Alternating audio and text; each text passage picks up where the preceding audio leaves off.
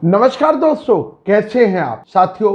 मेरी पिछली वीडियो जो मैंने 99 एकड़ मैजिक ब्रिक नो ब्रोकर और हाउसिंग.com के ऊपर बनाई थी, उस पे आप लोगों का मुझे बहुत अच्छा प्यार मिला। दोस्तों, कुछ नई डेवलपमेंट्स मार्केट में हुई हैं जो मैंने सोचा आप लोगों के साथ साझा की। साथियों, जो भी रियल एस्टेट पोर्टल्स इस वक्त मार्केट में हैं और वर्किंग में हैं, जिसमें से मैं विशेष रूप से नाम लेना चाहूंगा नो ब्रोकर का, उस पे जो भी लोग अपनी प्रॉपर्टी को लिस्ट करते हैं रेंटिंग के पॉइंट ऑफ व्यू से, वो 50 to 20% रेंट ज्यादा कोट करते हैं ऑन पोर्टल। लोग अपनी ब्रोकरेज, पीनट ब्रोकरेज बचाने के लिए, मैं ब्रोकरेज भी क्यों कहूं, पीनट ब्रोकरेज कहता हूं, एक पीनट अमाउंट को बचाने के लिए उनको एक्स्ट्रा रेंट पे करने के लिए टेनेंट तैयार हो जाए, जिससे मार्केट के अंदर जो सिमिलैरिटीज हैं, जो ऑनगोइंग रेंट्स हैं, उनके अंदर बहुत ज्यादा फर्क आ जाता है। 4 महीने पहले अगर रेंट किसी ने यहां लिया है तो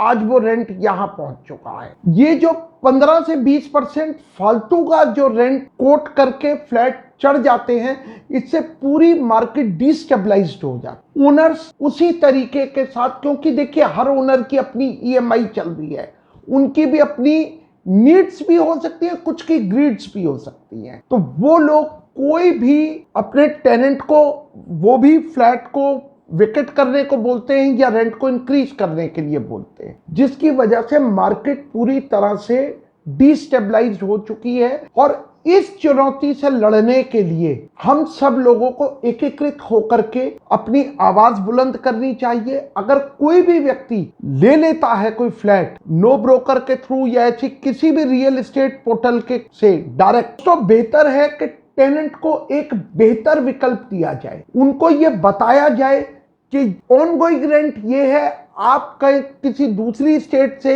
या दूसरी सिटी से यहां आए हैं तो आपको इसकी ओरिजिनलिटी का पता नहीं था, आपने डायरेक्ट अप्रोच करके ले लिया है, मगर इसका एडवर्स इफेक्ट अब सारी मार्केट के ऊपर पड़ रहा है। दोस्तों, जैसे अभी पिछले दिनों आईपीएल चल रहा था, आपने देखा होगा उसके एडवर्टाइजमेंट्स के अंदर कि नो ब्रोकर ने ब्रोकर्स की क्या इमेज बना दी और कितना नेगेटिव इंपैक्ट लोगों के दिमाग पर डाल दिया है। इस प्रोफेशन को, इस बिजनेस को करना ही हमारी प्राथमिकताओं में नहीं होना चाहिए। इस प्रोफेशन को और इस बिजनेस को बचाना और इसमें सर्वाइव करना भी अब हमारी प्राथमिकताओं में सबसे ऊपर होना चाहिए। इसलिए मैं यही प्रार्थना करूंगा आप लोगों से कि आप लोग एक्सपर्टाइज्ड हैं, जो भी नो ब्रोकर के थ्रू, 99 एकड़ के थ्रू, मैजिक ब्रिक के थ्रू अगर ओनर्स के पोर्टल पे जाके प्रॉपर्टी सर्च करते हैं, आप यकीन मानिए वो प्रॉपर्टी जेन्युइनली ब्रोकर्स के हाथ से निकल जाती है। आप उसको रेंट पे चढ़ा भी लेंगे, वो तब भी निकलेगी, क्योंकि उनके कारिंदे लगातार फोन करेंगे ओनर्स को उसके बावजूद। और जिसने अपनी ब्रोकरेज बचाई होगी वो भी 1 साल बाद परेशान हो जाएगा इस टाइप की ओनर्स की डिमांड की वजह से। मेरी आपसे प्रार्थना है, इसको, प्रोफेशन को बचाएं, इसकी रिस्पेक्ट करें, इसकी रिगार्ड करें। जो ब्रोकर्स का आपका ग्रुप है, जो कोई व्हाट्सएप ग्रुप्स हैं या जिन ब्रोकर्स को आप जानते हैं, उन लोगों के साथ मिलकर के काम करें, और ताकि कुछ ना आने से बेहतर है कि हम आपस में शेयर करके ही डील को एग्जीक्यूट कराएं। आज आप देखिए 99 एकड़ और मैजिक ब्रिक को, इनके पैकेज एक ही रेट पे हैं, मार्केट में ये कंपटीटर हैं, तो अपने साथ में बैठे हुए ब्रोकर को अपना कंपटीटर ना मान के उसको भी अपने ही एक परिवार का हिस्सा माने और इस प्रोफेशन को बचाएं। क्योंकि भले ही वो लोग एक साइड की ब्रोकरेज एक ब्रोकर ले जाए, दूसरे साइड की दूसरा ले जाए, कोई बात नहीं, आफ्टर ऑल सर्वाइवल तो होगा। अगर 99 एकड़ और ये नो ब्रोकर्स पे अगर प्रॉपर्टीज लिस्ट होंगी तो हमारा सर्वाइवल नहीं होगा। बेहतर है जो लोग दूसरी सिटी से आए हैं, भले ही हम उनसे ना कमा पाए, मगर उनको हम मार्केट की एक्चुअल पोजीशन से बता दें और उनको ये कैलकुलेट करके बताएं कि 1 साल भी अगर आप इस फ्लैट में रह गए तो जो भी रेंट आप दे रहे हो उसके 15 से 20% आप फालतू पे करेंगे। बेहतर है उस पैसे को अपने लिए बचाएं।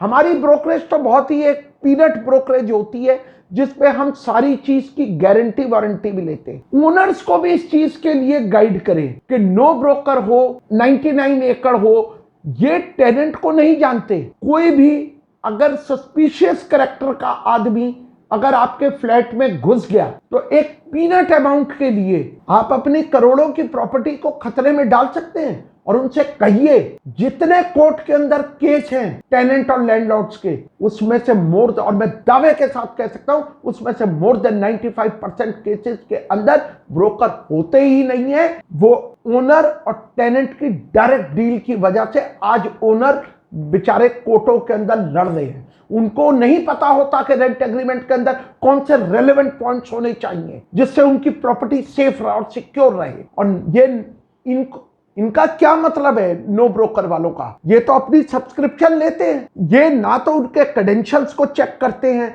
ना उनके प्रीवियस ट्रैक रिकॉर्ड्स को चेक करते हैं। ये इनको तो डील एग्जीक्यूट करा के अपना सब कुछ ले रहा है। ये नो ब्रोकर नहीं है, ये सबसे बड़े ब्रोकर है। इनके विरुद्ध लड़ना पड़ेगा, क्योंकि अगर इस बिजनेस में सरवाइव करना है। आप कमेंट बॉक्स में कमेंट करके अवश्य बताइएगा साथियों कि आपको वीडियो कैसी लगी। अगर हो सके तो अपने जो भी आपके व्हाट्सएप ग्रुप हैं उसमें इस वीडियो को शेयर कीजिएगा, चैनल को लाइक और सब्सक्राइब अवश्य कीजिएगा। जो भी आपके विचार हों वो कृपया कमेंट बॉक्स में अवश्य दीजिएगा। बहुत बहुत शुक्रिया दोस्तों।